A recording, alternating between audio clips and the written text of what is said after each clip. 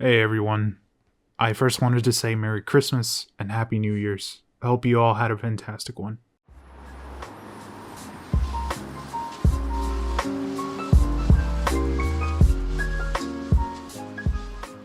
Competitive gaming is stressful, especially with Marvel Rivals.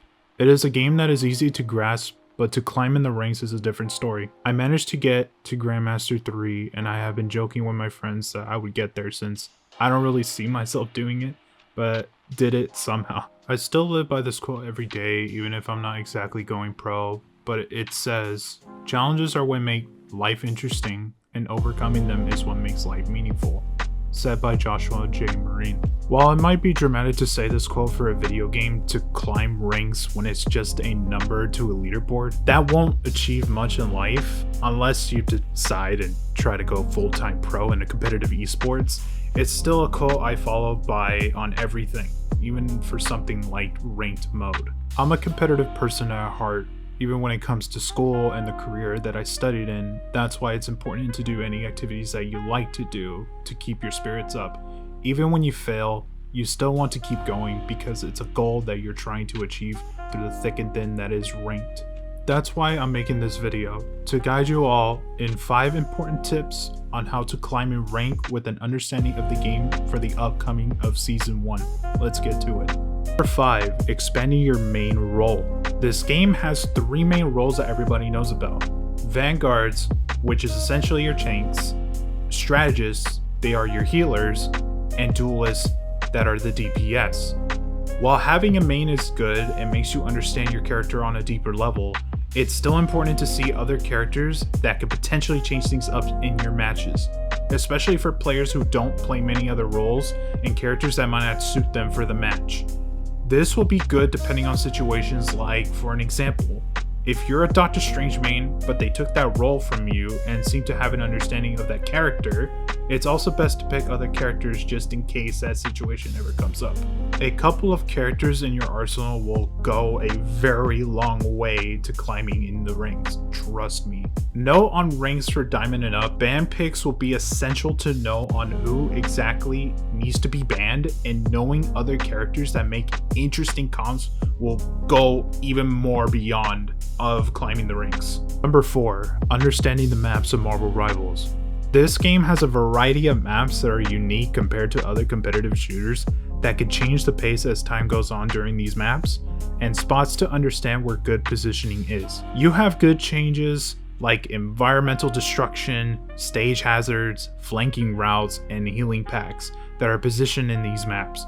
These elements are important to understanding how maps work and will go a long way in how you control the pace of these matches. For an example, on Clintar Symbiotic Surface, some spots block passageways or even elevate you on platforms that certain characters wouldn't be able to get to unless you took the long route. Understanding of these elements will go a long way towards your victories, trust me.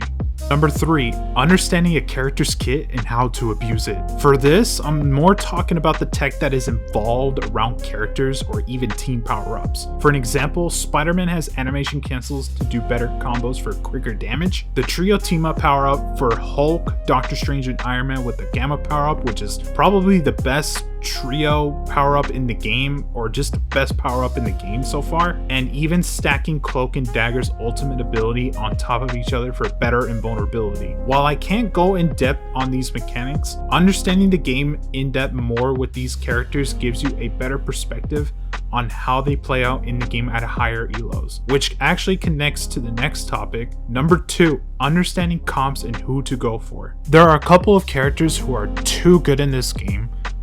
Hawkeye, Hela. Characters that are good or that are a problem to the enemy team should be dealt with. Whether it be a player who is going on a spree as a duelist, a character who is a strategist who keeps the team alive way too well, or even tanks who push way too much and push pressure on your team. For the healers that heal way too well, find flanking routes as duelists to eliminate them. For tanks, put more damage pressure on them to not have them be as aggressive. And for the duelists, try to put pressure on them so they're forced to back away. Understanding what characters they have while understanding who might be doing well on their team will make a huge difference on how to control the matches. Last but not least, number 1, queuing with players who are motivated to also climb with you. While it's possible to climb solo, and many have done so, not everyone is the same and feel it is an awful experience. People play better with communication and teamwork, rather than no one talking in their matches. I would recommend queuing with at least 3 to 4 players max, because 5 to 6 players will feel exhausting and require full focus to go for wins,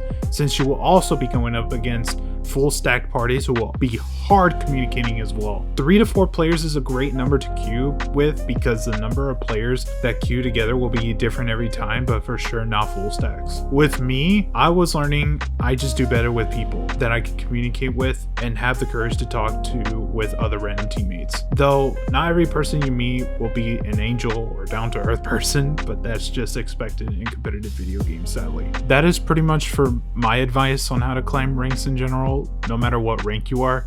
I hope this video helps you understand where I'm coming from, and I hope you all put in the work. I really love this game, and I plan to do more content in the future for this game for sure. It brought me more motivation to do content in general, and I want to cover the leaks for the upcoming changes to Season 1 actually, so stay tuned for that one. Please like or dislike if you didn't like the video, comment, and subscribe for more Marvel Rivals content. Laters!